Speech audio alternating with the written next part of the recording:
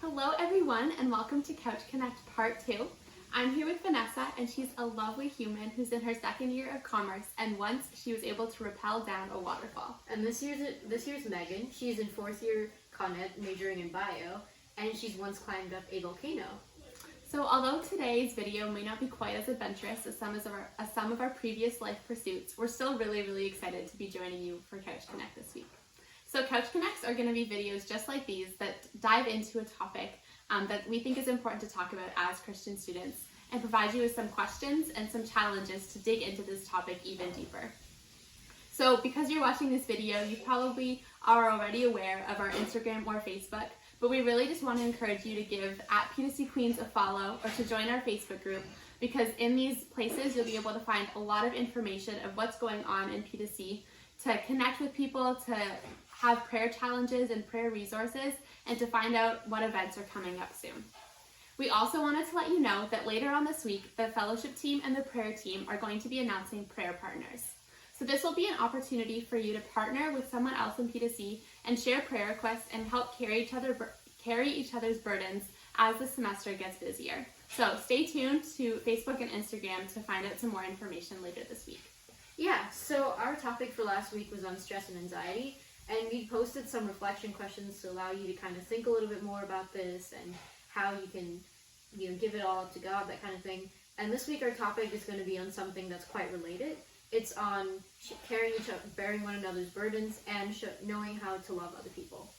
So as Christians, we're called to be in community. It's not good for a man to be alone, and it's not good for us to do life alone. And part of being in community is carrying each other's burdens. So I'm going to read Galatians 6:2, which says, "Carry each other's burdens, and in this way you will fulfill the law of Christ." So this phrase of carrying each other's burdens, I think gets thrown around a lot in Christian communities, but it basically just means to come alongside your brothers and sisters and support them with what's weighing them down so that it's not quite as heavy. So burdens can range, they can be a variety of different things. In this chapter, Galatians 6 is talking about being caught in sin, and so burdens can be a sin struggle. But it can also look like mental health and mental illness, or financial struggles, or something going on in your personal or family life, or even just stress of school. And as Christians, we're called to help carry these things for our brothers and sisters to make it a little bit lighter for them. In doing so, we're able to love our brothers and sisters well and be an example of Christ's love to the church. We're also able to participate in Christ's suffering. So Philippians 3:10 says, "I want to know Christ. Yes, to know the power of his resurrection and participation in his sufferings, becoming like him in his death." So as we participate in sufferings, as we bear the sufferings of ourselves and the sufferings that other Christians are going through, we're able to become more like Christ. Also, the end of Galatians 6:2 says, "And in this way you will fulfill the law of Christ." And so as we carry each other's burdens, we're able to fulfill this law, which is found in Matthew 22. Yeah, and Matthew 22, it says, "Love the Lord your God with all your heart and with all your soul and with all your mind. This is the first and greatest commandment, and the second is like it, to love your neighbor as yourself. All the law and all the prophets hang on to these two commandments." So when we think about it, what is it really like to love your neighbor as yourself?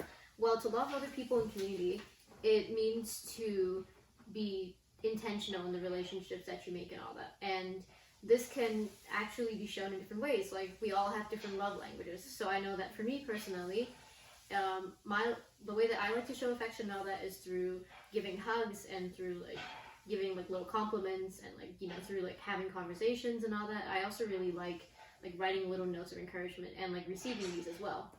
I know for me, I also really like receiving and giving notes of encouragement. It means a lot when a friend will text me out of the blue with something that made them think of me, or with a sweet little verse that can be a really huge encouragement. But loving someone can also look like doing their chores if they've had a really tough week, or deciding to pursue a friendship with someone who you may disagree with. We all know that loving people is hard, but it's important work that we're called to as Christians. Yeah. And when it comes to loving other people, a big part of it is also helping to bear one another's burdens, because when you love somebody and when you care about them, you don't really want to see them suffer. And a big part of this is it just requires you to be vulnerable and to be open to sharing and all that. basically, it's a two-way street. Like, you have to be open to sharing and all that, but you also have to be open to listening. So when you're doing this, it could look like you're just sitting with them, or like with COVID and everything that's going on nowadays, maybe even, having a conversation over Zoom, or having like a FaceTime or a phone call and all that. Something important to take note of is, like, when you're having these conversations and all that, it's important not to show judgment, because you want to be able to show, like, that you're able to listen and you're able to be attentive and all that, but you also want the other person to trust you. And when it comes to, let's say you decided that you're going to work on something for the week and all that, you can also pray for each other, and you can hold each other accountable to anything that you think like you need prayer for, or anything that you might think you need to work on. Another big thing is, I know this is kind of like a common thing sometimes, is that it's important to ask and not to just assume. So, like, it's important to ask somebody how they're doing, and, like, hopefully if the person's willing to open up, get an answer about that. If not, then just do your best to, like, help them and to be with them and all that. But it's important to ask and not just assume that somebody's going through something or feeling a certain way just because you think they might be. Yeah, and the key thing about all of this is also that we have to point it all back to Jesus, because he's the ultimate one, and we have to be able to surrender everything up to him. And even in, like, suffering and in, like, carrying each other's burdens and all that, and carrying our own burdens, we can actually get redemption from this. And it's often through the suffering that we're able to learn more about God, and to learn more about, building community with people, and really just show his glory from there. I know for me, I really like how you mentioned that we have to do this through God's strength, because there's been so many times that I've been sitting with friends that are going through really, really hard stuff, and there's no right thing to say, and I'm scared of saying the wrong thing or doing the wrong thing. And so it's important to remember that we are just the vessel. It's God that is doing the work of carrying burdens through us, and we just need to be open to his work in our life. And so I know for me, what I do to have this happen practically is in conversations, or at the beginning of each day, I'll ask the Holy Spirit to show me what it looks like to love this person practically, to give me the words to say, so that I don't say the wrong thing, and to provide opportunities for me to love those around me and love those that are going through a really hard time. I know it's also really important and really easy for me to get caught up in the idea that it's me, the one that's going to fix them, or that's going to help this individual. I want to be the one to do it. And so it's important to remember that it's actually God doing it, that people need Jesus, they don't need me, and to have the humility to instead allow God to work through you instead of doing it on your own strength.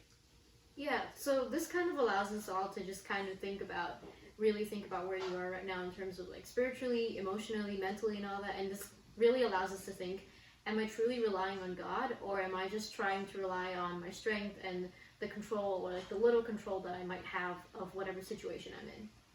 So I'm going to read Matthew 11:28-30.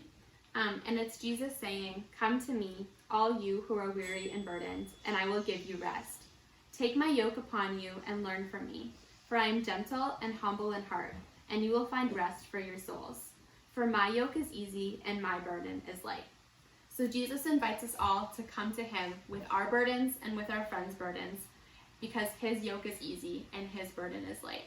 So our hope is that you'll be able to spend some time this week reflecting on this passage and some of the other passages that we've talked about already, and to talk about these with God in your personal relationship with him, but also with people that are in your community that you trust. So whether that be your discipleship partner, people in your AGs or DGs, your housemates, or some friends from back home, we really want you to be thinking through what we've talked about, and you can use the discussion questions that will be in this post or somewhere else to kind of dig deeper into this topic and see what it looks like to actually carry each other's burdens, and to see what that looks like practically in day-to-day life. We also have a couple of small challenges for you.